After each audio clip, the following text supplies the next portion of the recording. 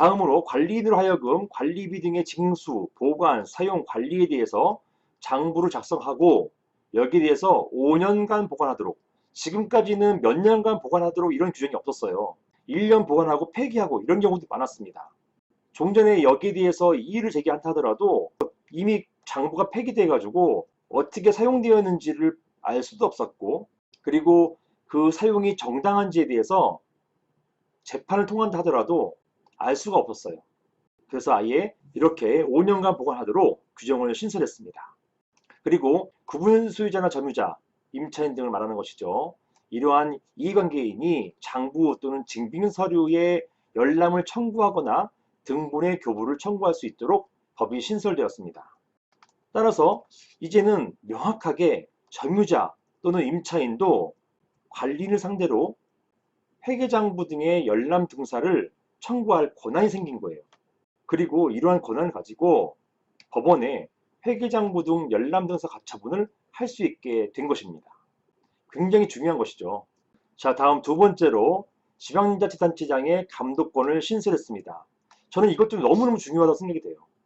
지금까지 공동주택, 이런 아파트 같은 공동주택은 관할 행정청에서 관리 감독을 합니다.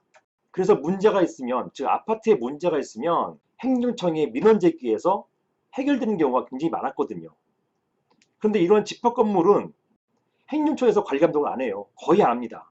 일부 과태료 부과하는 것 빼고는 거의 하지 않기 때문에 집합 건물 구분 소유자나 점유자 같은 이해관계인들이 너무너무 불편해했었어요.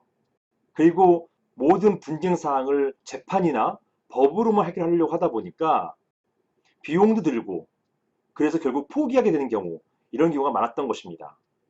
그래서 이러한 집합건물 분쟁에 대해서 지방자치단체장의 감독권이 신설되어서 민원을 제기해서 집합건물 분쟁이 생겼을 때 관할 행정청에서 적절한 지시, 감독권이 생길 수 있게끔 이러한 규정을 신설했습니다. 이것도 너무너무 중요한 규정의 신설이라고 봐요. 자세한 내용을 보시면 주민복리를 위해서 필요한 경우 지방자치단체장이 구분소유권의 수가 50명 이상인 건물의 관리인에게 일정 사항을 보고하게 하거나 관련 자료의 제출을 명할 수 있도록 해서 관리의 투명성을 제고하고 분쟁의 해결을 도모할 수 있게끔 그렇게 해놓았습니다. 만약 이런 관할 행정청의 지시에 불응했을 경우에, 물론 과태료 부과나 이런 거 살 수 있겠죠. 이런 과태료 부과가 경미할 수도 있지만 이러한 과태료 부과가 쌓이면 궁극적으로 관리인 해임사유가 됩니다. 즉 관리인이 관리 행위를 잘 못할 경우에 법원에 관리인의 해임을 청구할 수 있는데요. 지금까지는 법원에 관리인의 해임을 청구한다 하더라도 법원에서 쉽게 관리 해임을 인정해주지 않았습니다. 비위 사실이 형사 책임에 이를 정도로 명확하지 않으면 관리인 해임을 잘 안 해줬거든요. 그런데 이러한 행정청의 지시에 불응하거나 나아가서 과태료 부과받고 이럴 경우에는 이게 관리에 있어서 부적합하다는 것을 스스로 입증하고 있는 거잖아요. 그렇기 때문에 훨씬 더 수월하게 관리인 해임으로 나아갈 수 있게 될 것입니다. 이런 점이 중요해요.